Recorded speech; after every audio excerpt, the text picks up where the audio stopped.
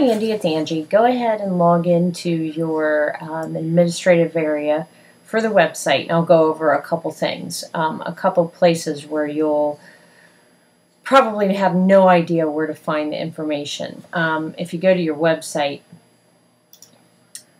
and you look at store hours and contact information and follow us, these are modules that are actually located in different positions. Like you found the position for this, the news flash. These are also in positions. So now I'll show you where you can find these modules at.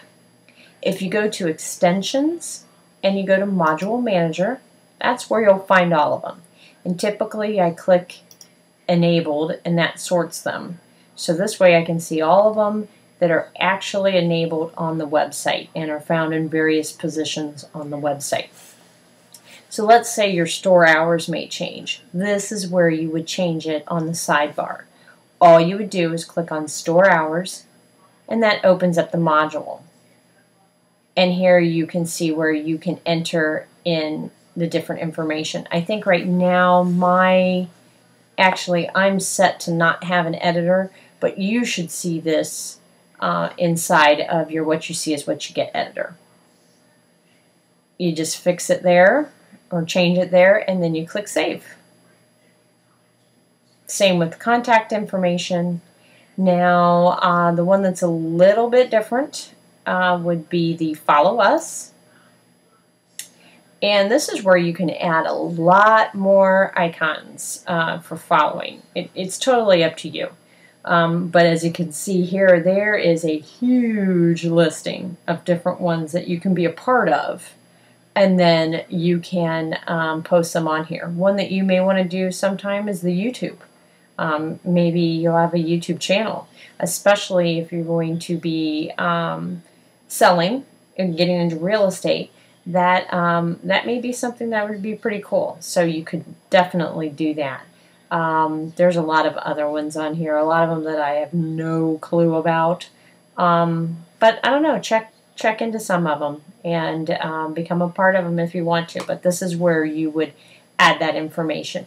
You can also change the icon size here. So if you don't want it to be that large, you know, you've got all different sizes that you can choose from. So that's pretty cool. Now if you wanted to change the position of that module, you can do that here, and you can put it in any one of the modules, and you can also change the order as to where it's found on the left hand side. So pretty easy. And then also here, what this is kind of nifty is that you can assign it to different pages. Like I've done that with some of the other modules, but here, here you can see it's showing on all of them. But you can also select different ones that you want it to appear on. So you would just click on one, and then I think you hold your control key, or I'm not sure what it is on a PC, but you would be let's see, this is all of them, so we'll go ahead and click all.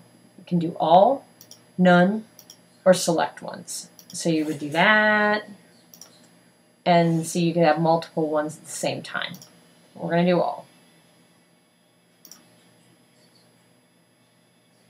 Pretty simple.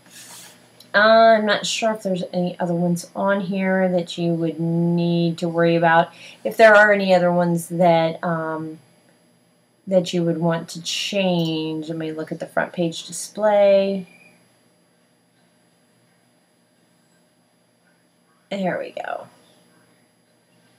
That's showing the display of that front rotator, which you really don't need to change anything on there. But that just shows you all the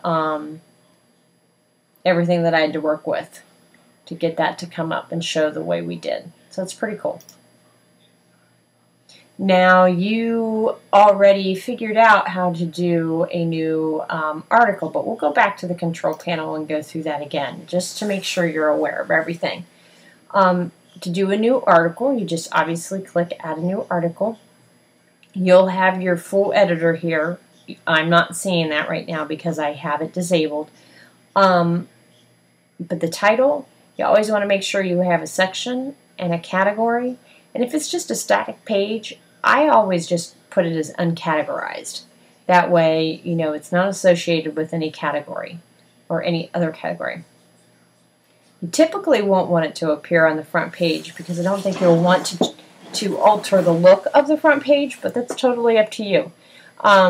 So always keep that as a no. Here you would change the name to either you or Nick. And in the advanced parameters, you can decide what will show. So a lot of times I'll not have the author show. I will disable most of, from the author down, I will typically disable or hide. It just depends. If you're doing a blog, obviously you would want the name and the created date. That would be important. So I would go ahead and keep those as global or show. And then all you would do, and then to add an image, this is important, this gets you into the Media Manager. So you would put your cursor wherever you want the image to appear and click on Image, and it pulls up the gallery. Now you can pick whatever's in there right now, or you can browse your hard drive for another picture. And then you would just hit Accept It, and you'd hit Start Upload, and it would then appear up in this section. And then all you would do is click on it and set the alignment to left or right, and then you hit Insert. And actually you would see an image where I'm just seeing the code, and then you would just hit Save and your image would appear. So it's very, very, very simple. So we'll get out of that. I think that's pretty much all you'll need to know about the about the content. So if there's anything else that you think you may need and you may need a video on, please contact me.